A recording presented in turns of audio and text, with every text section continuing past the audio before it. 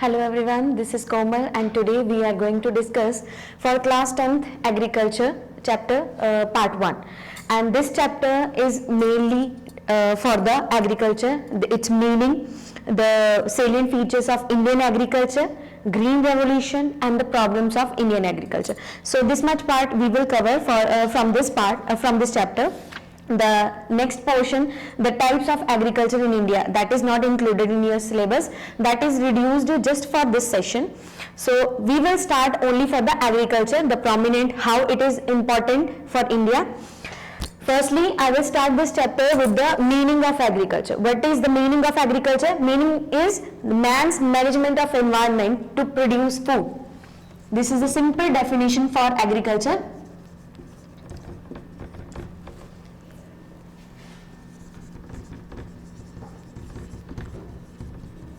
Man's management of environment to produce food for himself and for family and for the public.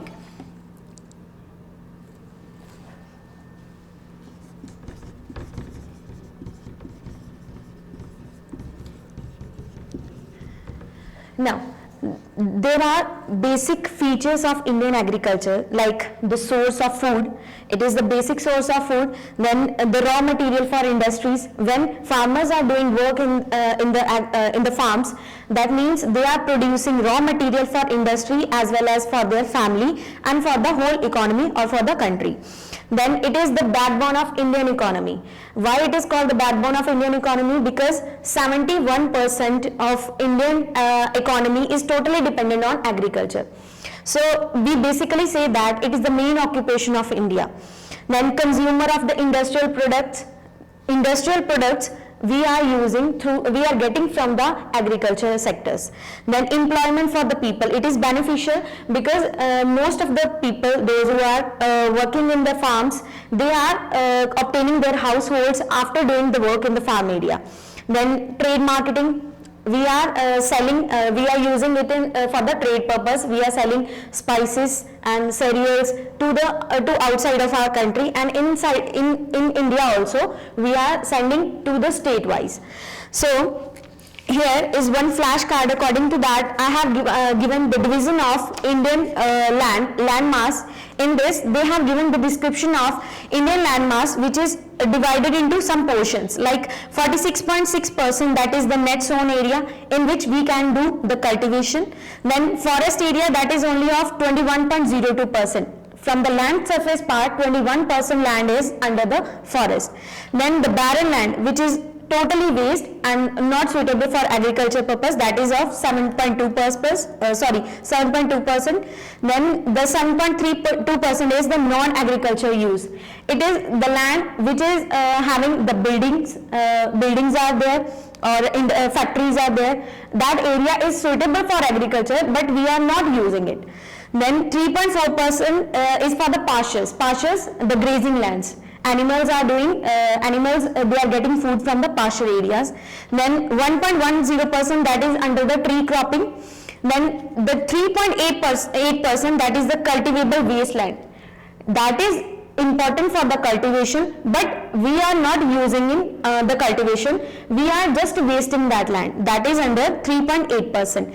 Then 3.0%, that is the fallow other than the current fallow, and the 7.03, that is the current fallow of the total land area of India.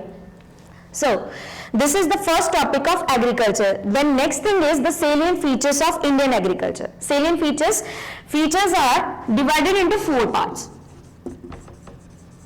The first one is the dependence on the monsoon.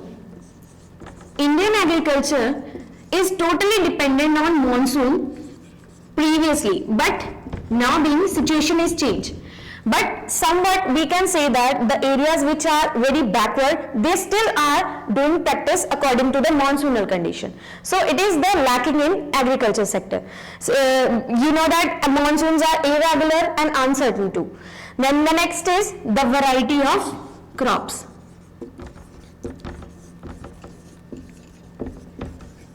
As we know that Indian land mass is not even all over the part.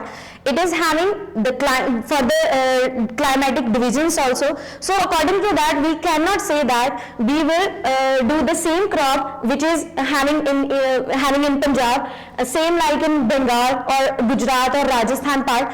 So like that, there is a variation in the crop sector. Then next is the preponderance of food crops.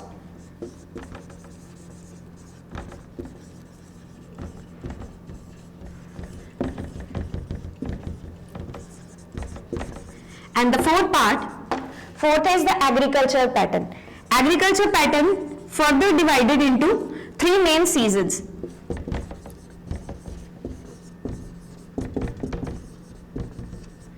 Three main seasons. The first one Kharif, second is Rabi, and the third one is Zaid. I will show you the Kharif season. Kharif season in which the ground preparation in April and May month, and seed sown in June month, and harvesting done in the November month. Then the crops, major crops which are grown in the Kharif seasons are rice, maize, jowar, bajra, cotton, sesame, groundnut, pulses and jute. Then the next one, the second season is Rabi season. Rabi season, in this ground prepared in the October and November month. By the end of October we are preparing ground, and by the beginning of November month. Harvesting is done in the March month, and the basic crops, major crops we are growing in this season are wheat, barley, jowar, gram, oil seeds and tobacco. I want to ask one question related with this topic, Rabi season. Which crop is going to be sown in this month? You already know about, as you are living in Punjab, so you can give me an answer in comment section. Next is Zaid season. Zaid season is basically a summer season. So summer cropping has been done in the season. Major crops are rice, maize, groundnuts, vegetables, fruits and pulses. Then the next thing is the agriculture crops, agriculture crop content. In agriculture crop content, the first thing in which is the green revolution.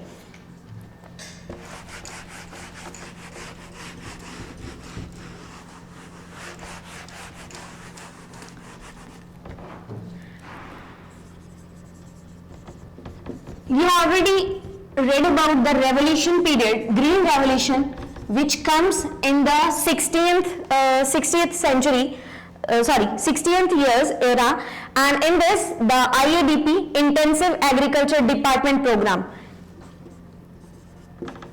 He considered some variation in the field of agriculture. In this, that is the high yielding production, and the seeds are very good. So according to that, they are getting very good production as compared to the previous years. That time is called as the Green Revolution, and it is considerable by the IADP, that is the Intensive Agriculture Department Program. In this Green Revolution happened due to several reasons. The first one is use of high variety seeds.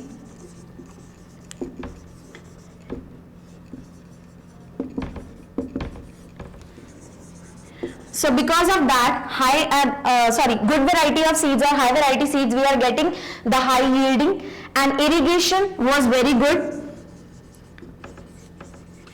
Use of pesticides and insecticide was there. For the first time in Indian history, we were using the pesticides, chemical pesticides and insecticides for the growth of the crops.